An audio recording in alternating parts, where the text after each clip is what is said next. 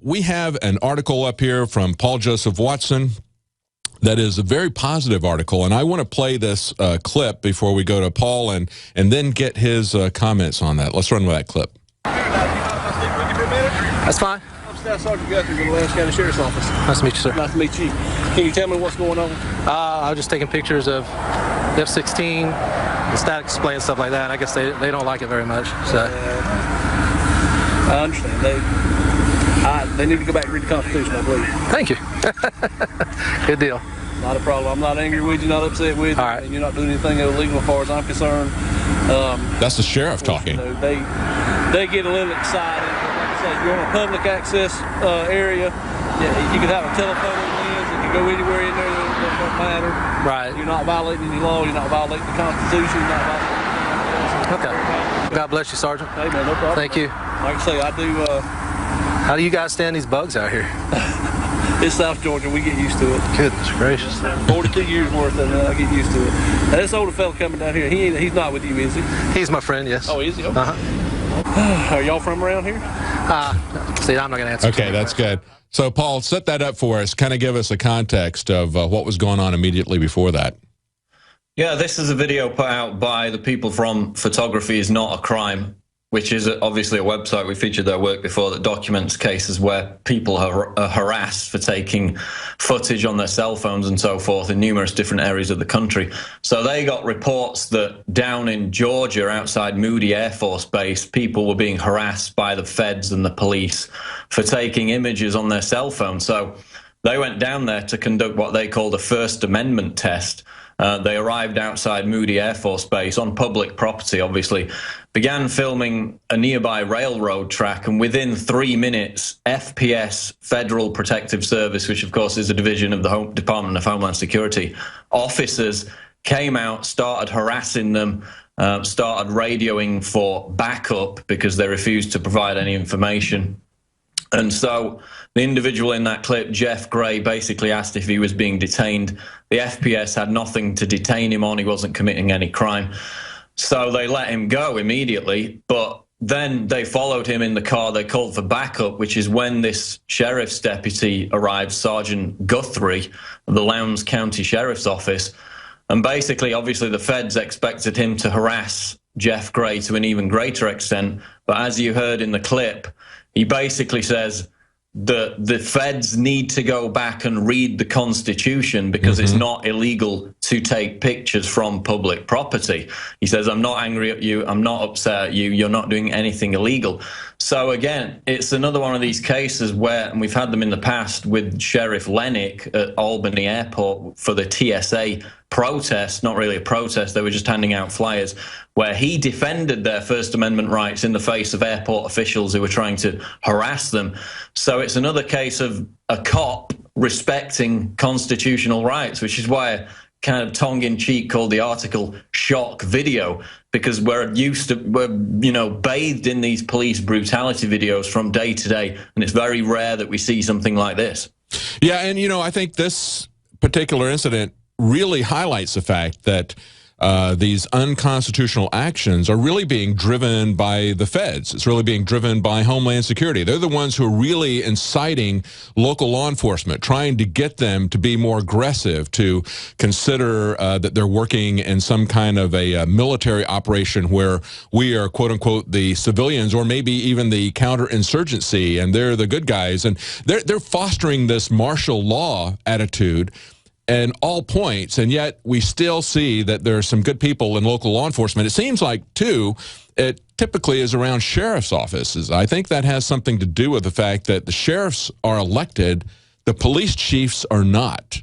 And I think it has something to do with just that little bit of accountability to the public. I think that makes a difference. But there are local police officers, local law enforcement, who are pushing back against this false narrative. And I thought it was interesting that the Staff Sergeant Guthrie there that was in the video said, yeah, I watch that stuff all the time on YouTube where people are having their First Amendment rights violated. Well, that's exactly the point, because it's refreshing to see this, because it suggests that rather than inoculating everyone against being shocked by police brutality, the prevalence of these police abuse videos on the internet is actually serving to educate active police officers in understanding how important it is to uphold these constitutional rights.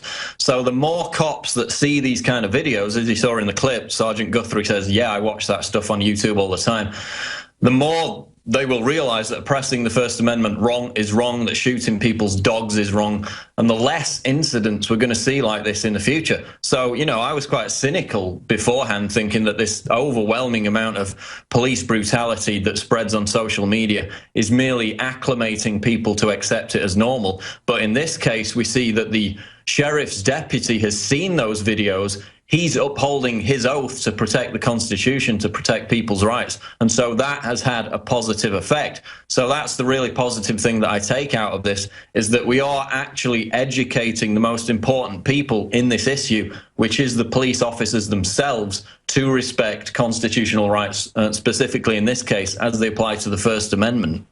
You know, as he's saying that he sees this stuff all the time, and you point out he watches these videos, and his response is not to join in with the gang activity that a lot of these officers are being encouraged to do by Homeland Security, but his response is to push back against that. I think as we see this escalating and being escalated by Homeland Security out of the federal government, we're going to see the wheat separating from the chaff, and clearly that staff sergeant is one of the wheat and not the chaff.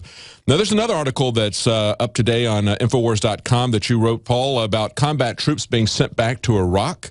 A veteran claims that his son was told his unit is being deployed in February of 2015. Now, this is coming right on the heels of more revelations that the Pentagon is going to send 500 troops to Iraq. You know, it was just last week that he said he was going to send about 300. Now that's nearly doubled. Now we see this article that you put up where this veteran is saying that his son's being told that he's going to be sent back to Iraq in February. Well, that's right. Of course, last week, Obama came out and said that no U.S. troops would be sent back to Iraq. The day after, he announced that 300 special operations troops would be sent as advisors. Mm-hmm. Now with this whole ISIS threat being propped up, being generated, the fear-mongering being whipped up, of course, we know that the U.S. actually trained some of these ISIS terrorists back in 2012 at a secret base in Jordan. That's on the record. We've carried reports about that.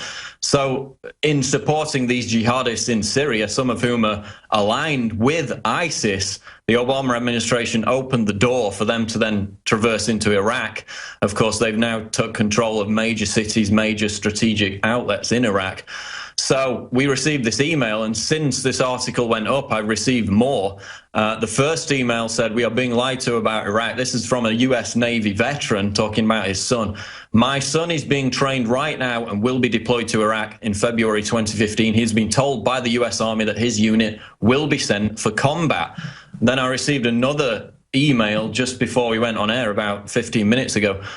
A family friend who is a Marine currently stationed at Camp Lejeune, I think that's how you pronounce it, yes, was told by his gunnery sergeant they will be deployed to Iraq. The Marine stated that after they finish training at Lejeune, they will be sent to 29 Palms for desert warfare training, then to Camp Pendleton. From there, they will be stationed on an amphibious assault ship until deployment to Qatar and ultimately Iraq. So now we're getting more than just the initial email from these veterans whose sons are being told that their combat units will be sent to Iraq. The timing, of course, is somewhat in the future. That probably tells you that they're preparing for a much greater operation to try and take back those key Iraqi cities from the very insurgents that the Obama administration helped in the first place by supporting these jihadists in Syria. Yeah, and of course, Yahoo News is reporting today that Obama is seeking $500 million, that's $500 million from Congress, to help, quote-unquote, moderate Syrian rebels. We know that all last year they were trying to do everything they could to start a war in Syria, and we were told years ago by Wesley Clark that they had a plan. They were going to go from this state in the Middle East to that one, to that one, to that one, and it was just like he said, the same sequence. And yet, as we push, the good news is that as we push back on their false flag attacks to try to get a war started in Syria, saying that there's a humanitarian crisis there because of sarin gas and the exposure that sarin gas possibly came from Saudi Arabia, but it certainly didn't look like the militarized or weaponized stuff that the Syrian forces would have. There were leaked reports that came out of the U.S. government that pushed back, the people within the U.S. government pushing back against the Obama administration, the people in that who were pushing for war. So we had a lot of pushback as the alternative media's InfoWars and others stood up and exposed this. People within the government leaked information to show that this was a false flag. We had congressmen and former congressmen like Dennis Kucinich. We had Ted Cruz and others talking about us not being the Air Force for al-Qaeda in Syria, and yet Obama is not giving up on that either. Now he's going to send $500 million to train these good al-Qaeda that are in Syria. Well, yeah, and he's talking about airstrikes in Syria as well. So the big myth, of course, is that there are any moderate rebels to begin with. Right. There were at the start of the conflict, the kind of political bloc.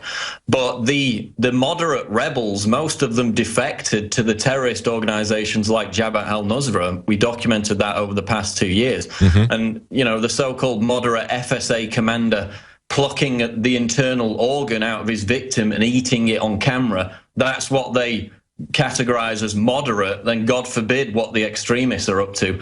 So again, the money, the arms are going to these so-called moderate groups who then pledge allegiance publicly to the terrorists, defect to the terrorists, and even the ones who don't, as The Guardian reported, they're being commanded, they're being taught how to carry out suicide attacks, terrorist attacks by the extremist factions. So you cannot differentiate between the moderates and the extremists when the two go hand in hand. They're allied with each other. And that's how ISIS has been allowed to grow, because they've swallowed up more and more of the so-called moderates, radicalized them. Now they're moving on. They've moved to Iraq. They've seized Mosul, a key town in Iraq.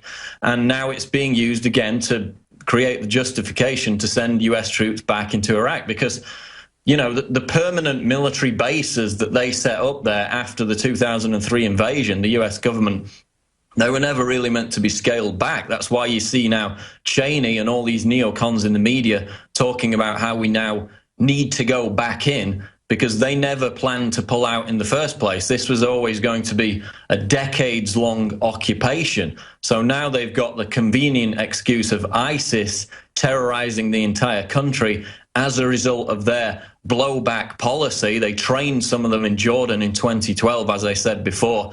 And now Obama's saying that he doesn't need to get approval from Congress to send US troops back into Iraq indefinitely, just as he did before the attack on Libya. Totally disregarded Congress, said he didn't need any authorization, and we now see that same process unfolding again. And as I said, receiving numerous emails now from veterans who say their sons are being told they will be deployed to Iraq within the next 6 to 8 months. You know, that's a recurring theme, isn't it, that Obama says he doesn't need congressional authorization or legal authorization to do anything. I mean, this, whether it's the borders, whether it's the war in Iraq, whether it's the NDAA, you know, he gives himself legal authorization to have people detained indefinitely in America. And he says, don't worry, I'm not going to use that. Well, we're kind of worried because he doesn't, in most cases, doesn't even need to have legal authorization, he claims, to do whatever he wishes. So when he gives himself legal authorization to do something like the NDAA, I think people get very worried about that. But of course, Paul, your point that they never planned on getting out of there, I think is well taken. I mean, why would you build a nearly $1 billion embassy fortress right there in the middle of Baghdad and put 5,000 people there if you really weren't planning on staying there for a long time? And they're saying that they're going to stay in Afghanistan for a couple of more decades. They're upfront about that. Exactly. I mean, read PNAC. Iraq and Afghanistan were just the first two on the chopping block. So this is about the ingrained occupation of the Middle East. It's about controlling that key region. And this is merely the latest excuse which they're using in which to go in. And people expect troops to be deployed to Iraq. I mean, there was a Fox News poll this week. 70% of Americans believe that US troops will be sent back to Iraq. So with this media narrative of ISIS being the big threat, yesterday we talked about, you know, ISIS are going to invade the US and then everybody will be happy about how the police are militarized. They've really conditioned people to accept this new threat, which they created, in order to grease the skids for both domestic repression and geopolitical occupation. You know, I guess as I look at this, it's just becoming so obviously transparent. When you look at what ISIS is, it's, they want an integrated Syria and Iraq. And so at the same time, he's saying we have to escalate and reoccupy Iraq and go back in and fight because ISIS is there.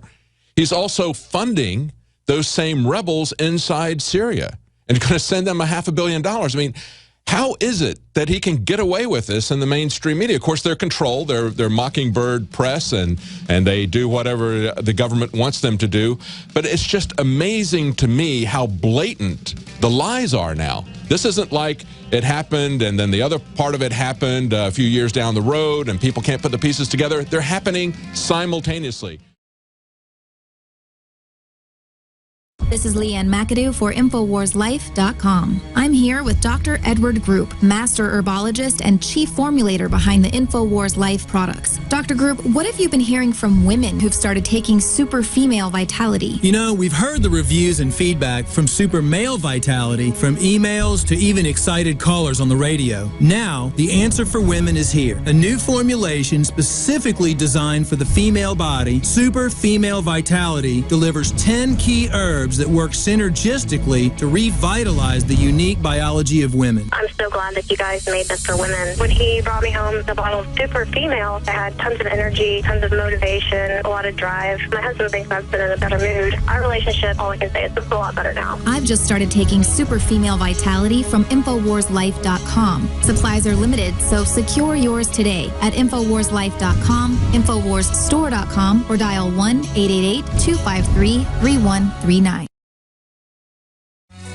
Welcome back to the Alex Jones Show. I'm David Knight in Austin. I'm joined with Paul Joseph Watson from the UK, and we've just been talking about the gradual sliding, metastasizing mission creep, I guess you could say, of re-escalating the war in Iraq. We see that Obama is going to be sending $500 million to Syria, and of course, ISIS is trying to integrate Iraq and Syria. And we see also mission creep in terms of the number of soldiers. At first, there were not going to be any. Then we heard there were going to be 300 soldiers sent, then 500. And now Watson has an article up on Infowars.com. He's been sent information by people who have family in the military or who are in the military saying that they're being told that their entire units are being trained for deployment.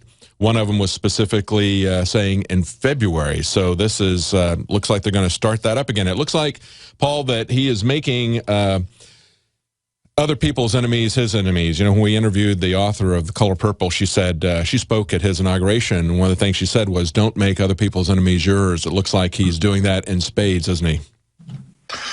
Well, exactly. I mean, we've documented it from the start. They always planned this humanitarian intervention of Syria based on a chemical weapons attack. You remember at the end of August, it seemed almost inevitable that that would be used to go in. Thankfully, it was derailed at the last minute, as he said earlier, from people on the inside, actually. I don't think it was completely public pressure. Obviously, the world was dead set against it, but it seemed like people inside the U.S. military kind of derailed that inevitable, it seemed, attack on Syria. But now he's trying to go back in with a different justification by pumping up this fear-mongering about ISIS, which, again, the U.S. government trained some of those terrorists in Jordan back in 2012. Now, you know, we just had that story yesterday. You and I talked a little bit about where this law enforcement training agency tweeted out, you know, hey, people are upset that SWAT teams threw a flashbang grenade into the crib of an 18-month-old and critically injured him, still struggling for life. But, hey, they're going to have a different story when ISIS comes home. Well, what's your take on this article that's up on Infowars.com today? This is an interview that Rob Dew and Joe Biggs and Kit Daniels have put up on Infowars with Border Patrol Union Vice President out in El Paso, saying that they're using these collapsed borders to smuggle in whatever they want and whoever they want. Well, I mean, it's like the story we had last week, wasn't it, where they were bussing them in.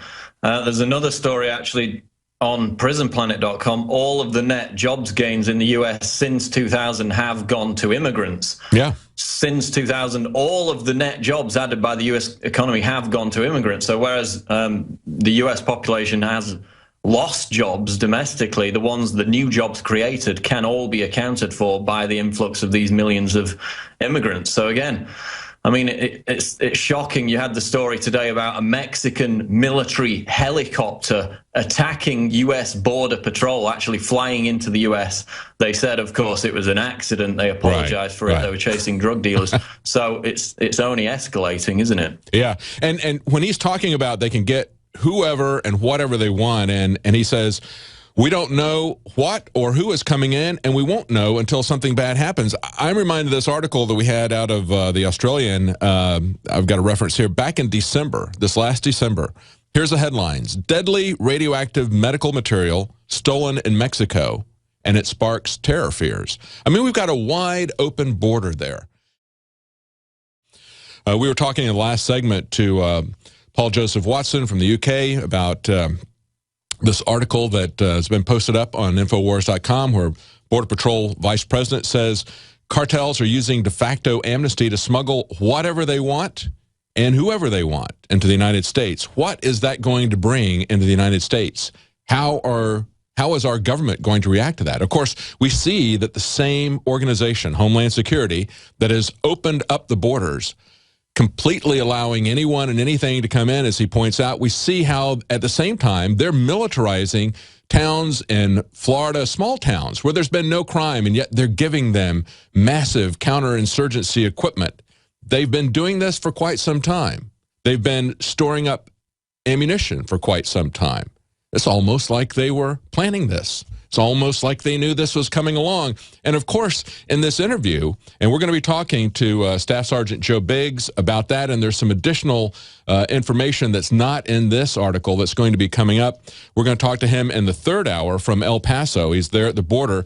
But in this interview that's up there now, this Border Patrol agent says that, of course, the economic conditions and the crime conditions are horrible there in Central America. But he goes, that's been going on for more than 10 years. He says, so this invasion, to start suddenly happening, something else had to change. And what changed is the fact that we're engaging in this catch and release program, and the word has spread fast. And so that's exactly what we see happening. But of course, you know, Obama is now trying to step back a little bit as people are talking about how dangerous this is for the children. And of course, that's another aspect of it. It's not just the demographic surge. It's not just the Cloward and Piven surge, but it's also the fact that they're deliberately bringing in young children. I believe that has to do with Obama's idea that he wants some kind of a youth corps. He wants to give them a free education and in return turn them into foot soldiers for the state who are completely indoctrinated by the federal government, have no attachment to America or its traditions or even to their family. Their only attachment being to the federal government that they see as family, as mother, as father, as rich uncle. Listen to what he had to say about bringing the children in.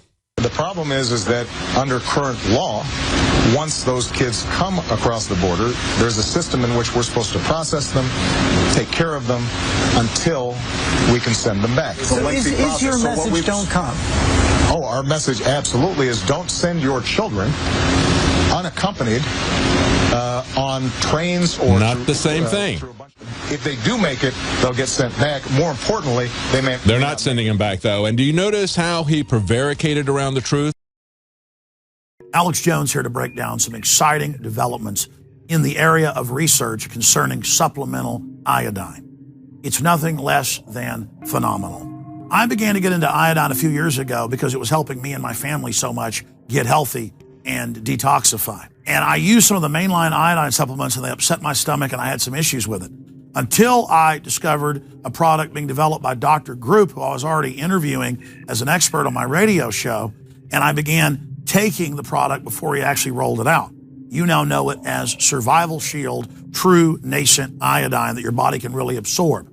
Then, about a year ago, he said, listen, if you think this is powerful, I'm going to come out with rare earth, deep earth crystals that are incredibly powerful that no one else has as a source for their iodine from between 7,000 and 12,000 feet, literally drilled out of the ground. You put it on a hot plate and it turns into the pure gas. No one else has 99.99% pure iodine. And the results that I personally have had have been life-changing. I was over 270 pounds.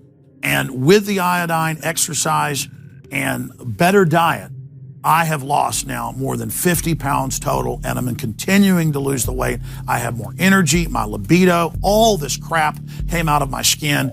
I believe our research is conclusive. This is the best iodine out there. And I know this for a fact.